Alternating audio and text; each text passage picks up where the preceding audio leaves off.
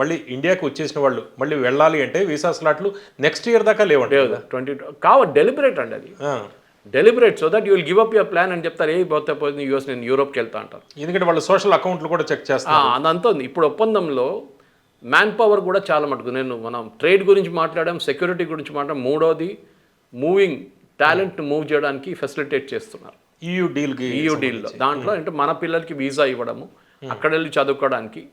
ఇప్పుడు మన latest figures నాకు ఎగ్జాక్ట్ గుర్తులేక నిన్న నేను చూసినప్పుడు మన వైపు నుంచి అక్కడ ఉన్న వాళ్ళు ఆల్మోస్ట్ క్లోజ్ టు 9,36,000 మంది ఉన్నారు అక్కడ.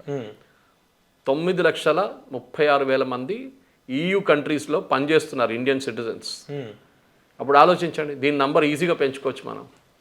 షెంజన్ వీసాస్ కొంచెం రెస్ట్రిక్షన్స్ ఉంది, దాన్ని కొంచెం ఈజీగా కొంచెం లూజన్ చేయొచ్చు. మన వైపు నుంచి యూరోపియన్ యూనివర్సిటీస్కి వెళ్ళే పిల్లలు, ఫర్ ఎగ్జాంపుల్ మనం టెక్నాలజీ గురించి మాట్లాడుతున్నప్పుడు వరల్డ్లో నెంబర్ 1 టెక్నాలజీ కంట్రీస్ యూఎస్ అంటాం, కరెక్ట్. వాళ్ళకి ఎప్పటి నుంచి అడ్వాంటేజ్ ఉంది, మైక్రోసాఫ్ట్ వాళ్ళ దగ్గర, ఆరకిల్ వాళ్ళ దగ్గర, అన్ని వాళ్ళ దగ్గర ఉంటుంది. ఫార్చ్యూన్ 100 కంపెనీస్లో చాలా వీళ్ళందరూ అక్కడ ఉన్నారు. కానీ number 2 country in terms of technology is Denmark. Okay, మనం మర్చిపోతున్నాం. మనం యూరోప్ గురించి అసలు టెక్నాలజీ అనగానే యూరోప్ ఎక్కడ అంటున్నాం. మ్యాక్సిమం ఇజ్రాయెల్ గురించి అంటాం. Israel is not a part of Europe.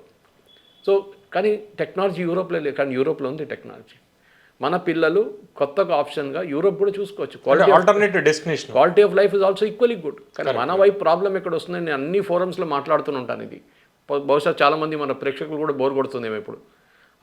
చాలా ఇంట్రెస్టింగ్ అండి ఈ వీడియో కూడా చాలా మంది చూస్తారు, ఎందుకంటే స్టూడెంట్లు కూడా చాలా చూస్తారు. దీని గురించి చెప్పండి. ఇప్పుడు ఆల్టర్నేటివ్ యూఎస్ వీసా కాకుండా ఆల్టర్నేట్ డెస్టినేషన్స్ ఏమున్నాయి? Europe definitely with this opening up మీరు యూరోప్కి 2027 నుంచి ప్లాన్ చేసుకోవచ్చు మీ కెరియర్స్. ఎందుకంటే చాలా మటుకు ఎడ్యుకేషన్ సెక్టర్ కూడా దీంట్లో ఓపెన్ అప్ అయిపోతుంది. ప్లస్ ఇప్పుడు డీల్ కూడా ఉంది కాబట్టి కొద్దిగా ఫ్రెండ్లీగా ఉంటుంది. Yes, correct. అండ్ మనం ఆల్రెడీ యూకేతో సైన్ చేసుకున్నాం.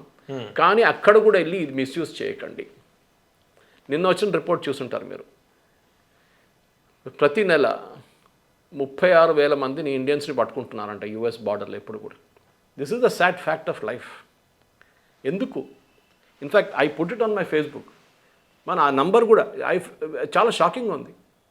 ఎందుకు మన ఇంత అయిన తర్వాత కూడా ఇల్లీగల్గా ఎందుకు యూఎస్ ఎంటర్ చేయడానికి ట్రై చేస్తున్నారు?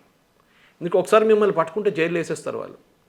10 సంవత్సరాలు, 15 సంవత్సరాలు, 20 సంవత్సరాలు మీరు జైల్లోనే ఉండిపోతారు మీరు. ఇది బాధ అన్నమాట. ఇది మన వాళ్ళు అర్థం చేసుకుంటలేరు.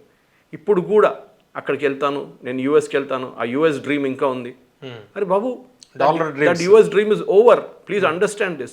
Every 20 minutes an Indian is caught trying to enter US. This is the figure of 2025. ప్రతి ఇల్లీగల్గా ప్రతి 20 నిమిషాల్లో మెక్సికన్ బార్డర్ దగ్గరనో కెనడియన్ బార్డర్ దగ్గరనో ప్రతి 20 నిమిషాల్లో ఒక ఇండియన్ని పట్టుకుంటున్నారు. అండ్ లాస్ట్ ఇయర్ ఈ ఫిగర్ ప్రకారం ఈ నంబర్ ఆఫ్ దిస్ వన్ 2025లో US border and custom protection 23,000 మందిని పట్టుకున్నారు. దానికన్నా ముందున్న సంవత్సరం 85,000 మందిని పట్టుకున్నారు. తగ్గింది ట్రంప్ వచ్చినాక. కానీ 23,000 కూడా తక్కువ కాదు, బిగ్ నెంబర్. అంటే వితౌట్ వీసా, వితౌట్ ఎనీథింగ్ మీరు డంకీ రూట్లో వెళ్తున్నారు. ఇది ప్రాబ్లం. సో మీరు ఇప్పుడు నేను ఈ డీల్తో మన EU డీల్తో సంబంధం ఏం లేదు దీనికి.